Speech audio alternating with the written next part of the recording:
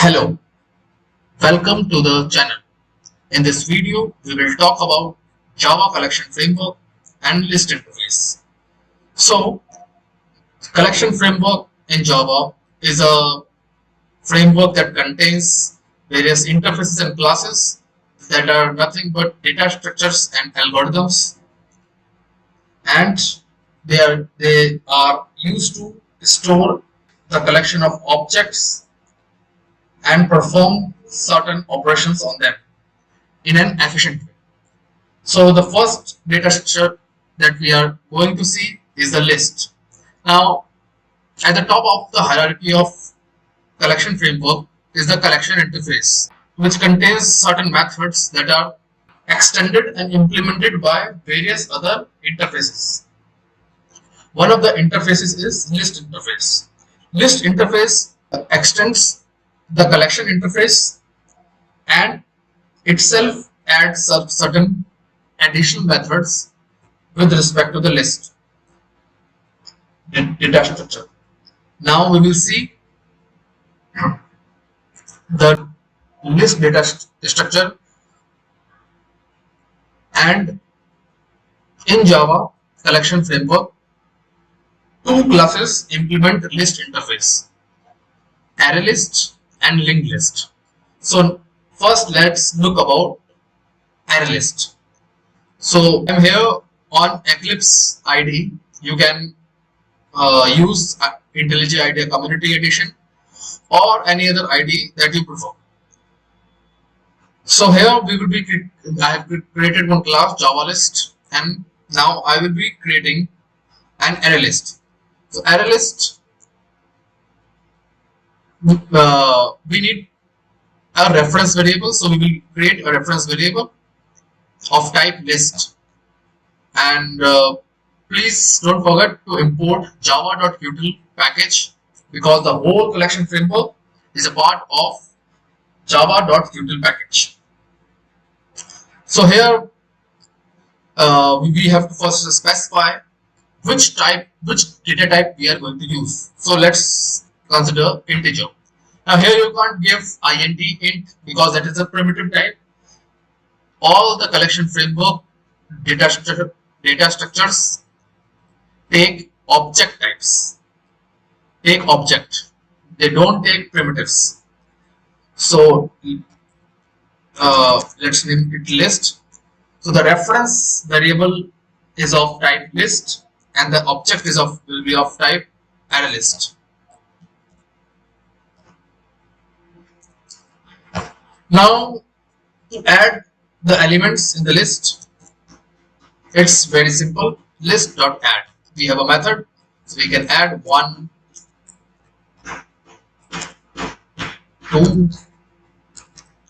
Let's add few elements first, and then we will see what other things can we do with this. Okay, so here we have added 5 elements.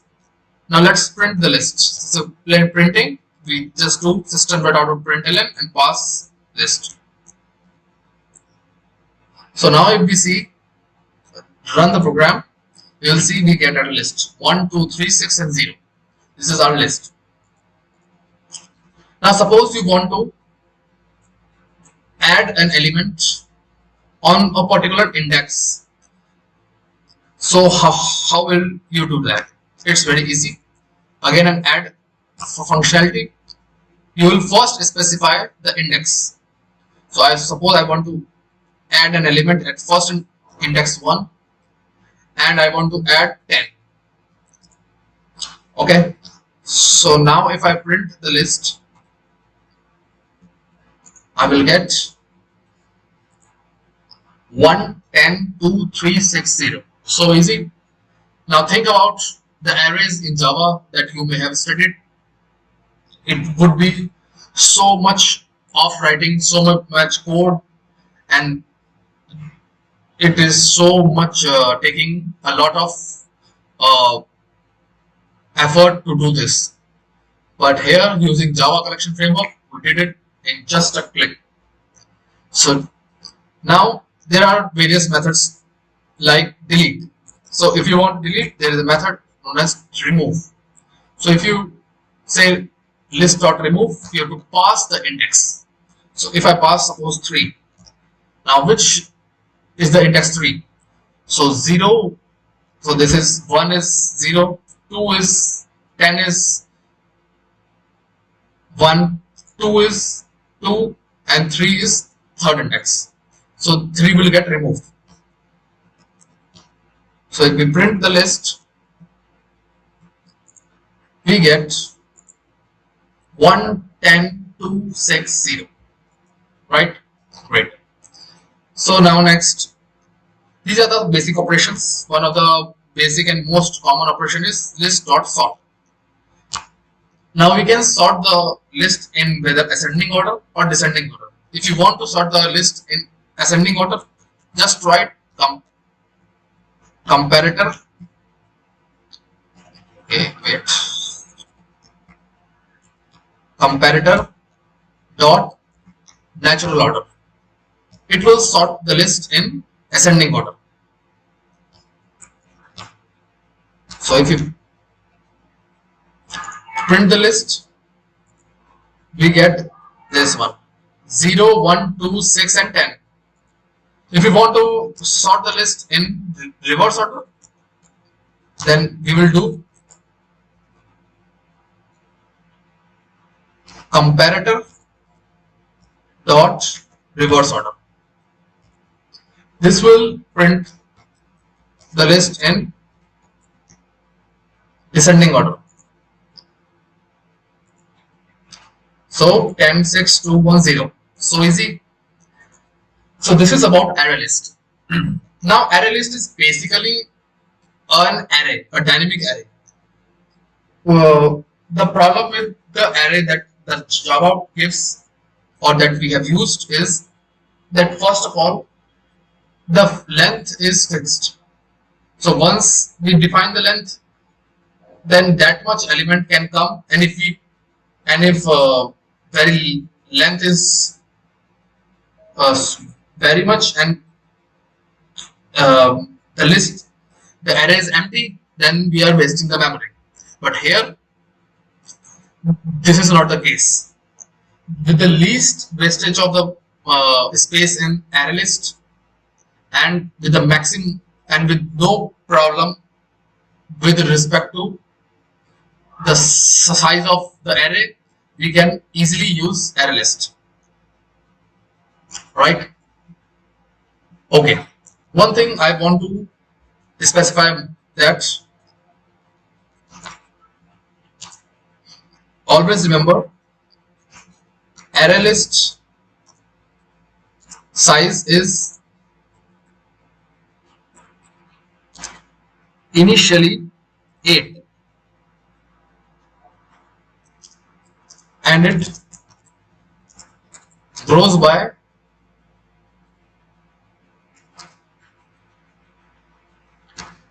50% plus 1.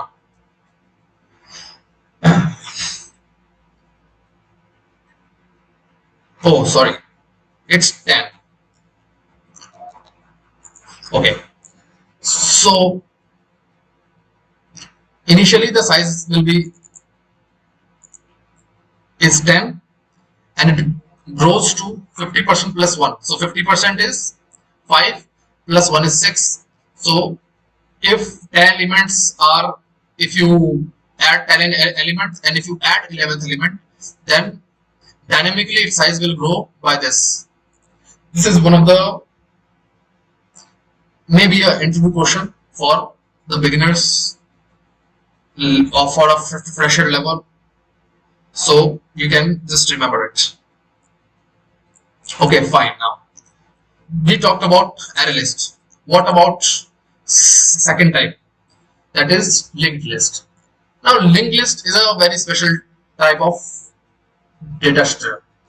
Here in linked list, when we store the element or when we store our data, we also store the reference to the next data, reference of the next data location or memory location. Suppose, okay, I will demonstrate it. Let's remove it. So we take integer list equal to new. Now we will take linked list. Okay. The thing is, it's also as same like ArrayList. All the methods are completely same. So you can easily work around. Okay. So let's add just 4 elements. Okay, fine. Now if you see,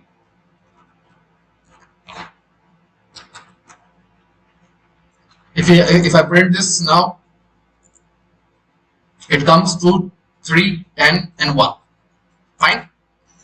Now here the difference between these two I will tell you shortly. But the main thing why this is different from ArrayList is, despite having same methods, in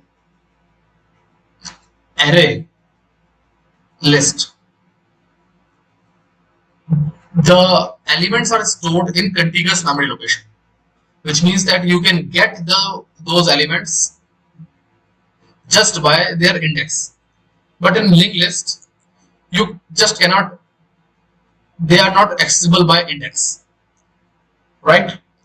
They, so you will say, how then we'll come to know about the index? No, you cannot access an element directly by their index, or you cannot get to the next index as we can go to the array. So how it is stored at, suppose we have stored 2.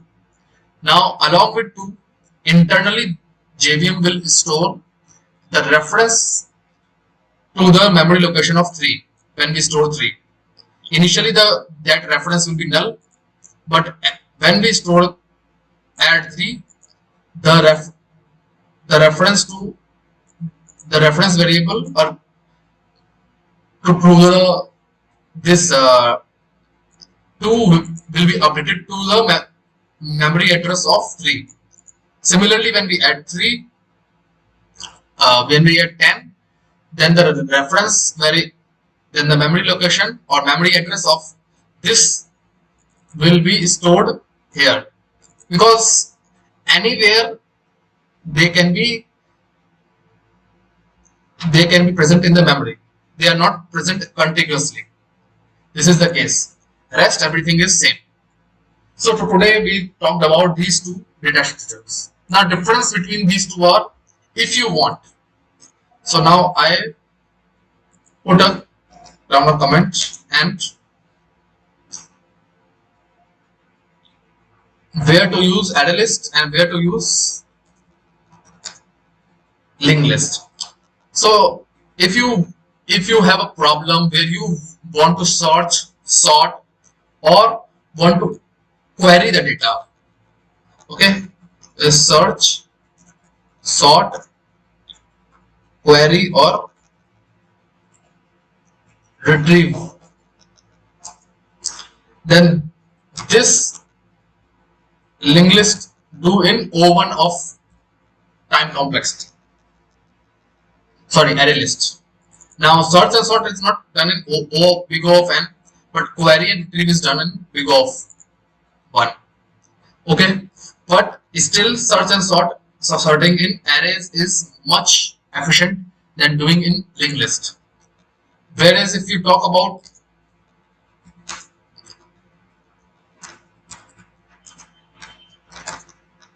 adding or removing, then it takes big O of n. This is with array list. With linked list, add and remove take big O of 1. Whereas if you do sort, query, or retrieve, it will take big O of n.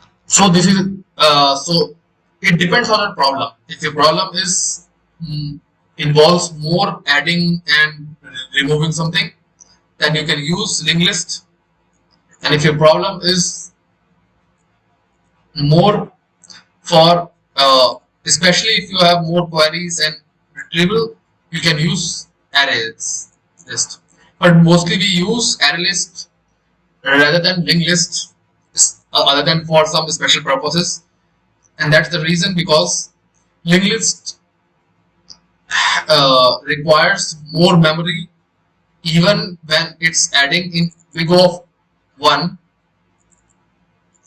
it allocates more memory than what ArrayList allocates, because it also stores additionally a reference to the next value. And that's the reason we even even though it takes big of 1 in adding or removing, we generally use ArrayList for the same purpose also. Okay, so in this video we talked about the collection framework, the very basics, and the list. In the upcoming videos, we will talk about the new data structures or the next data structures present in collection framework. So till then, thank you.